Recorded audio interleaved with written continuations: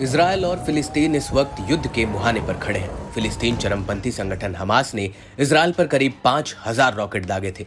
प्रधानमंत्री Benjamin Netanyahu ने इसे इजरायल के खिलाफ एक क्रूर हमला बताते हुए इस कड़ी में जवाबी कार्रवाई करने की चेतावनी भी दी थी। और अब हमास के हमले के बाद इजरायल ने काउंटर ऑपरेशन शुरू कर दिया है। रिपोर्ट्स के मुताबिक अब तक इस लड़ाई में दोनों तरफ से 300 लोगों की जान जा चुकी है। ये जंग किस मुहाने पर जाके रुकेगी ये कह पाना अभी मुश्किल है, लेकिन यहाँ सोचने वाली बात यह है कि हमास के रॉकेट्स ने इजरायल को कैसे भेदा।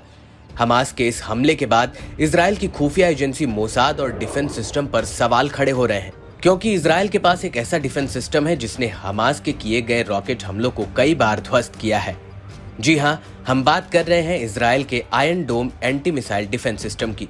ये वही एंटी मिसाइल डिफेंस सिस्टम है जो रॉकेट को हवा में ही मार गिराने की क्षमता रखता है। लेकिन इस बार ये डिफेंस सिस्टम कैसे फेल हुआ, इस बात की जानकारी देने से पहले आपको इस खास आयरन डोम एंटी डिफेंस सिस्टम की खासियत बताते हैं। साल 2006 हिजबुल्लाह ने इजरायल पर ठीक इसी तरह रॉकेट हमले किए थे। इसमें कई नागरिकों की मौत हो गई थी। तब इजरायल ने रॉकेट और मिसाइल हमलों से निपटने के लिए एक डिफेंस सिस्टम डेवलप करने का ऐलान किया था। अमेरिका ने भी इस प्रोजेक्ट में इजरायल की मदद की थी।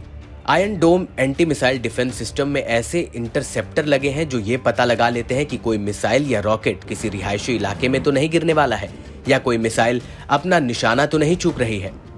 मिसाइल को इंटरसेप्ट करने के बाद ये सिस्टम उसे हवा में ही मार गिराता है।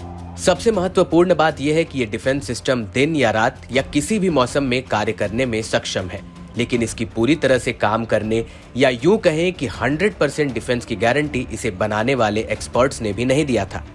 आयरन डोम एंटी मिसाइल डिफेंस सिस्टम को डेवलप करने वाली कंपनी रफाल भी इसका सक्सेस रेट 90% के करीब ही बताती है। वहीं दूसरे डिफेंस एक्सपर्ट्स की माने तो ये इसे और कम आंकते हैं। उनके हिसाब से इसकी क्षमता 70 से 80% तक की ही है। बीबीसी की एक रिपोर्ट के मुताबिक बहुत कम समय में अधिक मिसाइल दागने से ये सिस्टम ढंग से काम नहीं कर पाएगा।